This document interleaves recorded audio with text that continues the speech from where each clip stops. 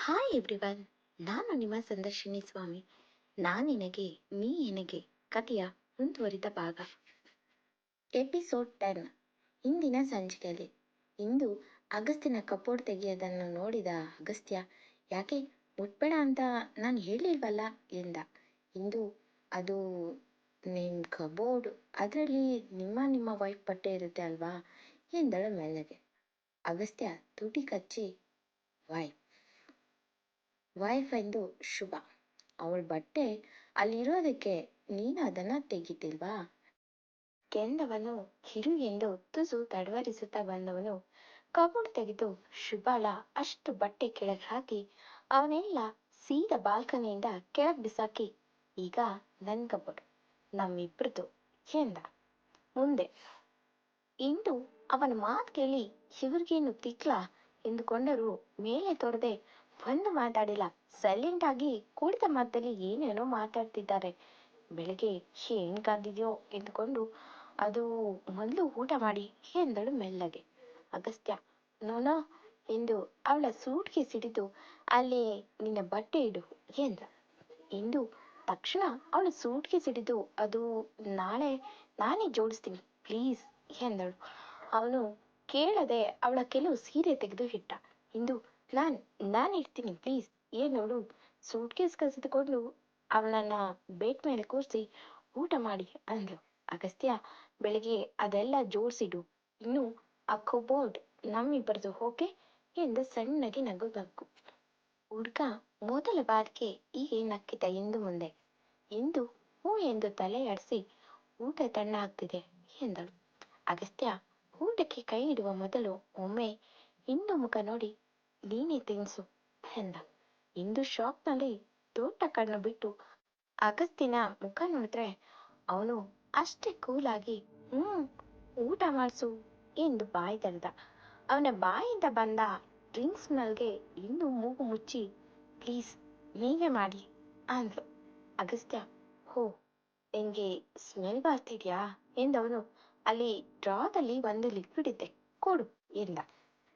ಇಂದು ಡ್ರಾಗಳ ಕಡೆ ಹೋಗಿ, ಇದಾ ಇದಾ ಎಂದು ಕೇಳುತ್ತಿದ್ಲು. ಡ್ರಾಗಳ ಕಡೆ ಕೈ ತೋರಿಸಿ, ಯಾಕಂದ್ರೆ ಅಲ್ಲಿ ಸುಮಾರು ಡ್ರಾಗಳಿದ್ದವು. ಅಗಸ್ತ್ಯ, ಅಯ್ಯೋ ಅದಲ್ಲ ಎಂದವನು ಆ ಡ್ರಾದ ಬಳಿ ಬಂದು ಬಾಯಿಗೆ ಲಿಕ್ವಿಡ್ ಹಾಕಿ ಮುಕ್ಕಳಿಸಿ ವಾಶ್ರೂಮ್ಗೆ ಹೋಗೋಕೆ ಆಗದೆ ಇಂದು ಭುಜ ಹಿಡಿದು, ಸ್ವಲ್ಪ ಹೆಲ್ಪ್ ಮಾಡು ಎಂದ ಪಾಪದವನ ತರ ಮುಖ ಮಾಡಿ.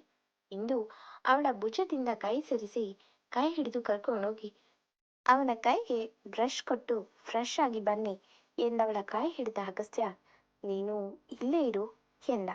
ಇಂದು ಅಲ್ಲೇ ನಿಂತವಳು ಮುಖ ತಿರುಗಿಸಿ ನಿಂತಿದ್ಲು.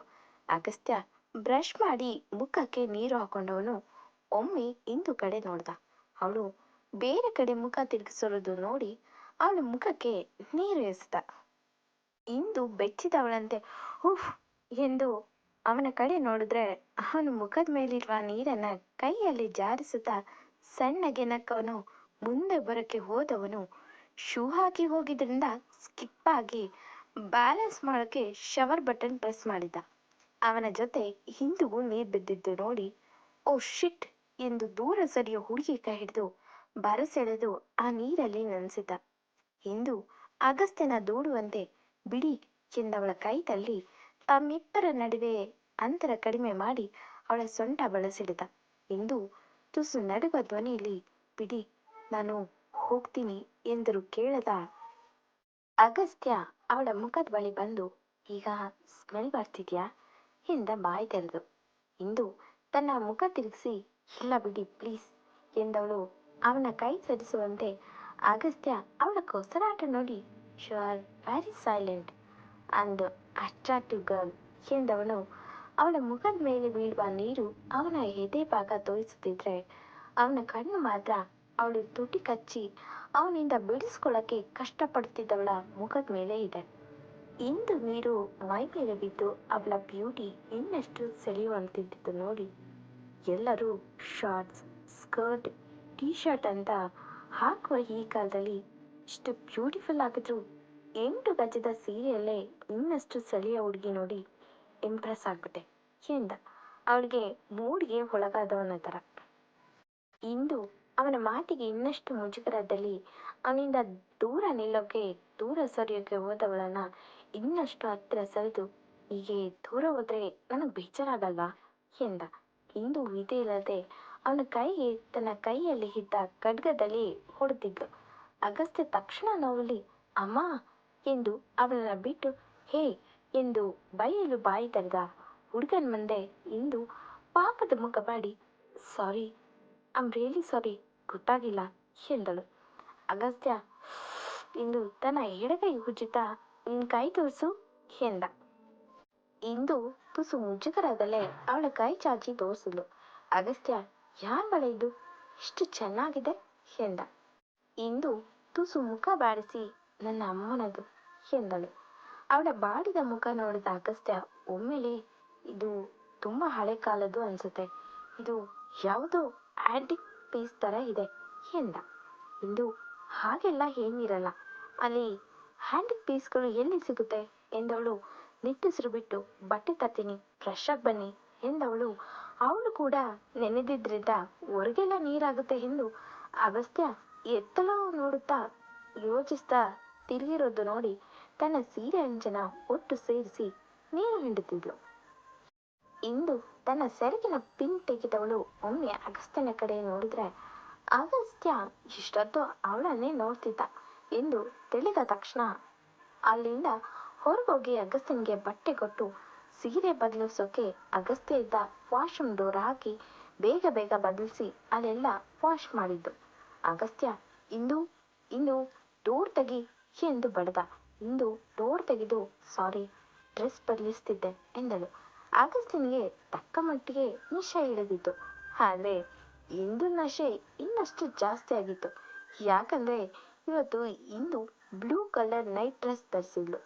ಅಗಸ್ತ್ಯ ಅವಳನ್ನ ಬಿಟ್ಟು ಬಿಡದೆ ನೋಡೋದು ನೋಡಿ ಇಂದು ತುಸು ತಲೆ ತಗ್ಸಿ ಈಗ ಮಲಗೋದಲ್ವಾ, ಅದಕ್ಕೆ ಸೀರೆ ಯಾಕೆ ಅಂತ ಎಂದ. ಹುಡುಗಿ ಊಟ ಮಾಡಿ ಮಲಗಿ ಎನ್ನಲು.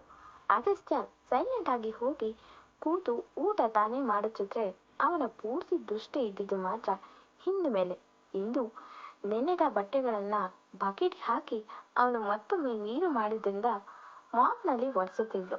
ಅಗಸ್ತ್ಯ ಇವಳು ಒಂದೊಂದು ಲುಕ್ನಲ್ಲೂ ಇಷ್ಟು ಕ್ಯೂಟ್ ಆಗಿ ಕಾಣ್ತಾಳಲ್ಲ ಎಂದು ಯೋಚಿಸುತ್ತಿದ್ದವನು ತಾನು ಅವಳನ್ನ ನೋಡಕ್ಕೆ ಹೋದಾಗ ಇದ್ದ ಇಂದು ನೆನೆದ.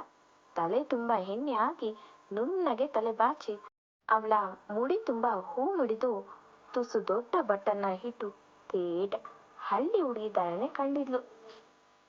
ಅಗಸ್ತ್ಯ ಆಗ ಇಟ್ಟಿದ್ದು ನೋಡಿ ಅಪ್ಪ ಇಂಥವಳನ್ನ ಪ್ರತಿದಿನ ನೋಡ್ಬೇಕಲ್ಲಪ್ಪ ಎಂದು ಬೇಸತ್ತಲೇ ಇದ್ರು ಹಾಳಾಗೋಗ್ಲಿ, ಮನೆ ಕೆಲಸ ಮಾಡ್ಕೊಂಡು ಬಿಟ್ಟಲ್ಲಿ ಬಿಡು, ಯಾವುದೋ ಒಂದು ಮೂಲೆಯಲ್ಲಿ ಎಂದುಕೊಂಡು 3 ಗಂಟು ಹಾಕಿದ್ದ.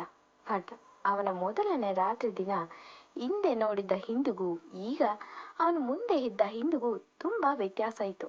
ಆ ಕ್ಷಣ ಹುಡುಗಿಗೆ ಲೈಟ್ ಆಗಿ ಬಿದ್ದಿದ್ದ. ಈಗ ಅದನ್ನ ನೆನೆದು ಜೋರಾಗಿ ನಕ್ಕ.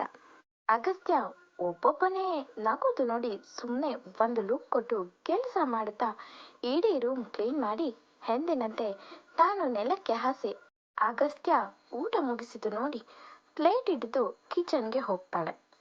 ಅಗಸ್ತ್ಯ ಅವಳು ಹೋಗಿದ್ದು ನೋಡಿ ಹೀಗೆ ನೆಲದ ಮೇಲೆ ಮಲಗಿದ್ರೆ ಬ್ಯಾಕ್ ಪೈನ್ ಆಗಲ್ವಾ ಎಂದವನು ಒಮ್ಮೆ ಬಾಗಿಲ ಕಡೆ ನೋಡಿ ಅವಳು ಹಾಸಿದ್ದ ಹಾಸಿಗೆ ಮೇಲೆ ಮಲಗ್ದ. ನೆಲ ಆದ್ರಿಂದ 1 ನಿಮಿಷ ಕೂಡ ಅವನ್ಗೆ ಮಲ್ಗೋಕ್ಕಾಗ್ಲಿಲ್ಲ. ತಕ್ಷಣ ಮೇಲಿದ್ದು ಓ ಗಾಡ್, ಈ ಹುಡ್ಗಿ ಇಷ್ಟು ದಿನ ಹೀಗೆ ಮಲಗ್ತಿದ್ಲಾ, ರಾತ್ರಿ ಪೂರ್ತಿ ಹೀಗೆ ಮಲಗಿದ್ರೆ ಪಾಪ ಏನಾಗ್ಬೇಡ ಎಂದು ಅಲ್ಲೇ ಯೋಚಿಸುವಾಗಲೇ ಇನ್ನು ನೀರು ತಂದಿಟ್ಟು ಗುಡ್ ನೈಟ್ ಎಂದು ಮಲಗಿ ಬ್ಲಾಂಕೆಟ್ ಹಾಕೊಂಡಿದ್ದು ನೋಡಿ ಅಗಸ್ತ್ಯ ಹೇ ಅಲ್ಲಿ ಯಾಕೆ ಮಲ್ಗೋದು, ಅಲ್ಲಿ ಮೈಕೈ ನೋವಾಗಲ್ವಾ, ಏನ್ ಇಷ್ಟು ಸಲೀಸಾಗಿ ಮಲಗ್ತಿದ್ಯಾ ಎಂದ ತುಸು ಕಾಳಜಿಯಲ್ಲಿ. ಇಂದು ಅಭ್ಯಾಸ ಆಗುತ್ತೆ ಬಿಡಿ ಎಂದವಳು ತಲೆ ತುಂಬಾ ಬ್ಲಾಂಕೆಟ್ ಹೊದ್ದು ಮಲಗಿದ್ಲು. ಅಗಸ್ತ್ಯ ಸೀದಾ ಅವಳ ಪಕ್ಕ ಕೂತು ಎದ್ದೇಳು ಎಂದು ಬ್ಲಾಂಕೆಟ್ ಹೊದ್ದಿದ್ದ ಹುಡುಗಿನ ಸ್ವಲ್ಪ ಸಮಯ ಏಳಿಸಿ ಸಾಕಾಗಿ ಕೊನೆಗೆ ಆ ಜಮಖಾನದ ಜೊತೆಗೆ ಅವಳನ್ನು ತನ್ನ ತೋಳಿಗೆ ತಗೊಂಡ. ಇಂದು ಅದನ್ನ ನೋಡಿ ಅಯ್ಯೋ ಏನ್ ಮಾಡ್ತಿದ್ದೀರಾ, ಕೆಳಗಿಳಿಸಿ ಎಂದ್ರು. ಅವನು ಕೆಳಗೆ ಇಳಿಸದೆ ಸೀದಾ ಬೆಡ್ ಮೇಲೆ ಅವಳನ್ನ ಉರುಳಿಸಿದ್ದ. ಕತೆ ಮುಂದುವರಿಯುವುದು. ಎಂದಿನಂತೆ ಈ ಸಂಚಿಕೆ ನಿಮಗೆ ಇಷ್ಟವಾಗಿದ್ದರೆ ಕಮೆಂಟ್ ಮಾಡಿ, ಲೈಕ್ ಮಾಡಿ, ಶೇರ್ ಮಾಡಿ. ಹಾಗೆ ಈ ಕಥೆಯ ಹೆಚ್ಚಿನ ಎಪಿಸೋಡ್ಗಾಗಿ ನನ್ನ ಚಾನಲ್ಗೆ ಸಬ್ಸ್ಕ್ರೈಬ್ ಆಗಿ ಪಕ್ಕದಲ್ಲಿರುವ ಬೆಲ್ಲೈಕನ್ನ ಕ್ಲಿಕ್ ಮಾಡಿ. ಇದರಿಂದ ನನ್ನೆಲ್ಲ ಕಥೆಗಳ ನೋಟಿಫಿಕೇಶನ್ ನಿಮಗೆ ಸಿಗುತ್ತೆ. ಧನ್ಯವಾದಗಳು.